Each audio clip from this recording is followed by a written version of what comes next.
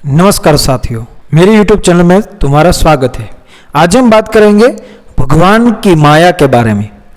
भगवान श्री कृष्ण ने अपने मित्र सुदामा को बहुत सारी संपत्ति दी, लेकिन सुदामा तो अब और अधिक भक्ति करने लगे। वे अब हर समय परमात्मा के ध्यान में ही निमग्न रहते। एक दिन सुदामा ने मन में सोचा, हर तरफ माया की बातें हो रही है, पर माया मुझे क्यों नहीं दिखाई देती है? यह माया पता नहीं कैसी होगी। उन्होंने भगवान श्री कृष्ण से कहा, मुझे अपनी माया दिखाइए।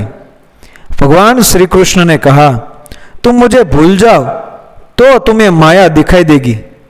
ईश्वर ज्ञान और माया अज्ञान का प्रतीक है। ईश्वर ज्ञान और माया अज्ञान का प्रतीक है। जो परमात्मा के ध्यान में तल्लीन रहता है, उसे माया कैसे दिखाई देगी?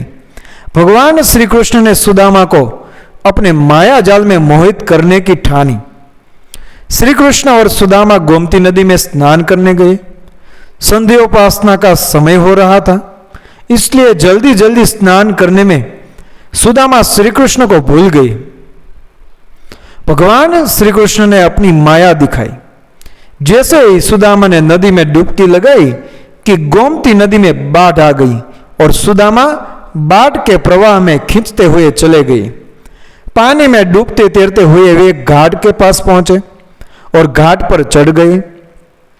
उसी समय एक हाथी ने आकर उनके गले में हार पहना दिया।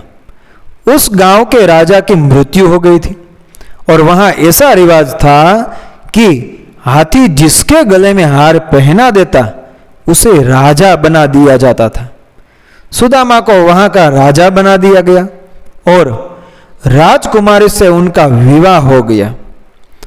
भगवान की माया से मोहित हुए भगवान श्री कृष्ण के मित्र सुदामा सब कुछ भूल गए। पुरानी किसी चीज की उन्हें स्मृति नहीं रही। उनकी कई संतानें हुई। एक बार उनकी पत्नी रानी की मृत्यु हो गई। इससे दुखी होकर सुदामा रोने लगे।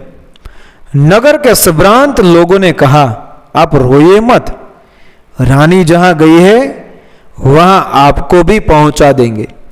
उस नगर में ऐसा रिवाज था कि स्त्री की मृत्यु होने पर पुरुष को भी उसके साथ चिता में चढ़ा दिया जाता था। लोग सुदामा को स्मशान ले गए। यह सब देखकर सुदामा घबरा गए और भय और घबराहट में प्रभु का स्मरण करने लगे। भगवान का स्मरण करने ही उनके नेत्रों पर चढ़ा माया यानी अज्ञान का पर्दा हट गया और उनको याद आया कि मैं तो सुदामा ब्राह्मण हूं, मुझे संध्या करनी चाहिए। संध्योपासना के लिए जैसे ही उन्होंने नदी में डुबकी लगाई, वे गोमती नदी में उसी स्थान पर पहुंच गए। श्री कृष्ण स्नान करके पीतांबर धारण भी नहीं कर पाए थे कि सुदामा रोते रोते उसके पास आ पहुंचे। श्री कृष्ण ने पूछा, मित्र रोते क्यों हो? सुदामा कहने लगे, ये मेरी पत्नी, मेरा राज्य सब कहां चला गया? यह सब क्या है? भगवान श्री कृष्ण ने सुदामा को समझाते हुए कहा, मित्र यह सब मेरी माया है। मेरे बिना जो कुछ भी दिखाई देता है वह मेरी माया है।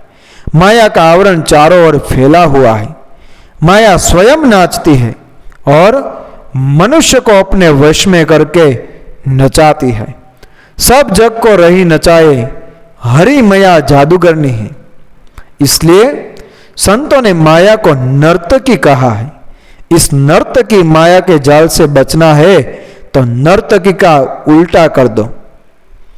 जो शब्द बनेगा वह है कीर्तन, अर्थात जो भगवान का कीर्तन व नाम स्मरण करता है उसे माया रुलाती नहीं है। साथियों, ऐसे ही कहानी सुनने के लिए मेरी YouTube चैनल भक्ति युग कथा को सब्सक्राइब करें, फॉलो करें, शेयर करें। मिलते हैं अगले वीडियो में ऐसी ही कहानी के साथ। जय श्री कृष्ण, राधे राधे।